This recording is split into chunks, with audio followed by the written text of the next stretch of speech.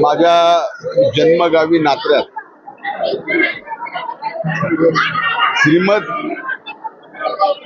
देवी भागवत कथेचं आयोजन चैत्र नवरात्रीच्या निमित्तानं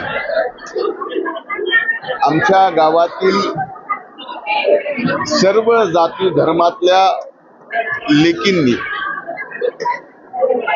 मग त्या सून म्हणून कुठेही देशभरात असल्या, एकत्र येऊन हे दुसरं वर्ष अतिशय यशस्वी प्रमाण आणि एक आदर्श जो आजपर्यंत मी महाराष्ट्रात कुठं पाहिला नाही आणि देशात सुद्धा गावच्या सर्व लेकींनी एकत्र येऊन, मग ती लेक किती वयाची आहे, आजीच्या वयाची सुद्धा लेक आज या श्रीमद भागवत देवीच्या कथेमध्ये त्यांनी सहभाग घेतला. हे दुसरं वर्ष.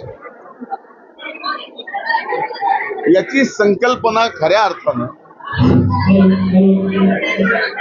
हरिभक्त परायण दिवेगावकर गुरुजी यांनी मांडली, माझ्या आईजवळ मांडली आणि मागच्या वर्षीपासून खऱ्या अर्थानं ही एक आदर्श सत्याची परंपरा, श्रीमद देवी भागवत कथेची परंपरा चालू झाली. आज तुम्ही बघता ही परंपरा साधी नाही, फक्त श्रीमद भागवत देवीची कथा नाहीये, या कथेमध्ये सहभाग कोणाकोणाचा हे पण महत्वाचं. इथं जात पात धर्म सगळं सोडून या गावात फार मोठ्या प्रमाणात मुस्लिम समाज आहे.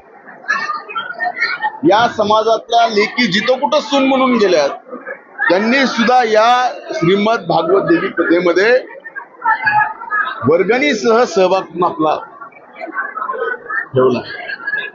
मागासवर्गीय समाजातल्या आमच्या भगिनी जिथं कुठं, आमच्या लेकी जिथं कुठं सून म्हणून गेल्या, त्यांनी सुद्धा इथं या श्रीमद भागवत देवीच्या कथेमध्ये सहभाग घेतला. मग जातीचा तो सोडा, सगळ्या जाती, याची गरज खऱ्या अर्थानं आज या महाराष्ट्रात ही खरी श्रद्धा आहे.